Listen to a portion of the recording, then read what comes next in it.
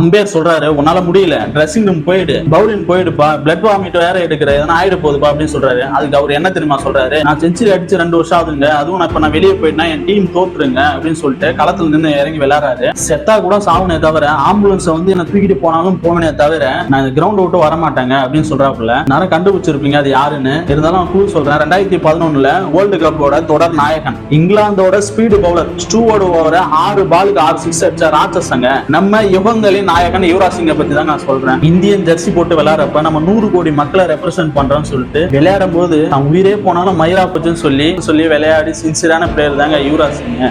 ஆனா அவரு ரிட்டையர் ஆகும்போது அவருக்கான உரிய மரியாதையும் இந்த இந்தியன் டீமும் பிசிசியும் தரலன்னு தான் நிதர்சனமான உண்மை. இதுல நிறைய பாலிடிக்ஸ் இருக்கு.